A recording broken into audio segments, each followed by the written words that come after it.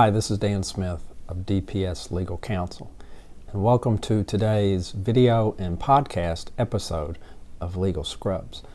Today I want to talk about one particular safe harbor exception to the federal anti-kickback statute. And this safe harbor pertains and applies when a physician is seeking to sell his or her medical practice to another doctor. And a question may arise, is any part of the payment that the other doctor, the purchasing doctor, is making to the selling doctor, is any part of that payment going to be problematic or looked upon as potentially a payment for prospective referrals to the purchasing doctor? Is this payment by the purchasing doctor to the selling doctor going to cause a problem under the federal anti-kickback statute because of some argument that the selling doctor is paying for referrals from, or the purchasing doctor is paying for referrals from the selling doctor? Well, there is a regulatory safe harbor for the sale of a medical practice, but there are two requirements that have to be met in order for the safe harbor to be applicable, or to be the terms of it to be met. I have the safe harbor here. I'm going to look at it while we talk just to make sure I don't forget something.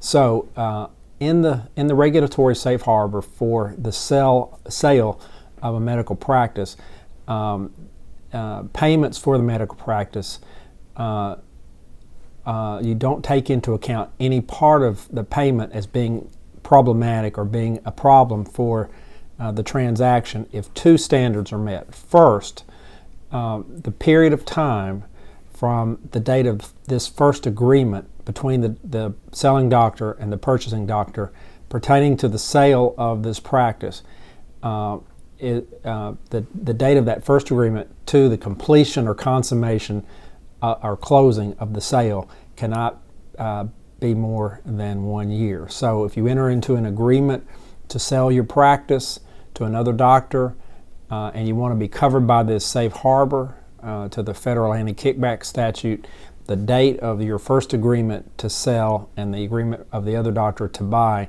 cannot be more than 1 year before you actually close and complete the transaction and the sale is completed from you to the purchasing doctor. That's the first requirement. The second requirement is that the doctor who is selling the practice cannot be in a professional position to make referrals or otherwise generate business for the buying doctor after 1 year from the date of the first agreement pertaining to the sale. So again, you're looking at the date of the agreement, the purchase agreement. Requirement number one is that the closing for the actual sale has to take place within 1 year. The second requirement is from the date of that sale agreement, that purchase agreement, the doctor who's making the sale cannot be in a position to make referrals or otherwise generate business for the purchasing doctor after 1 year from the date of that agreement. So it's very important to keep an eye on that time period and also on the professional position of the selling doctor to make sure that that selling doctor is not going to be in a position to generate business or otherwise make referrals to the selling doctor after that 1 year period. So that's it. Now, if you don't meet a safe harbor under the federal anti-kickback statute, that doesn't necessarily mean that you are that you've violated it, because the safe harbors are just what they say. They're a way to make sure, if you meet the safe harbor completely, that the transaction or the action that's involved is not illegal. It's a safe harbor, but it doesn't mean that if you don't meet the safe harbor that the action is illegal.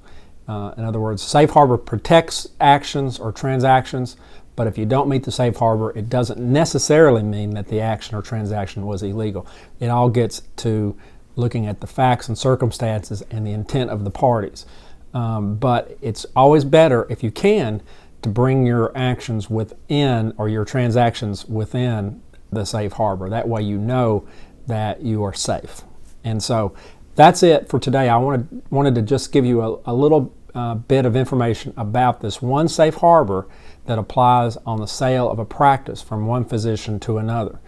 You just want to make sure that the timing from the date of the sale agreement to the actual closing of the sale is no more than 1 year, and you want to make sure that the selling doctor is not in a position professionally to make referrals to or otherwise generate business for the purchasing doctor after 1 year from the date of the agreement. So those are the key points for this particular safe harbor. All right, I hope that helps. If you have any questions, please feel free to reach out, and we'll see you next time on Legal Scrubs.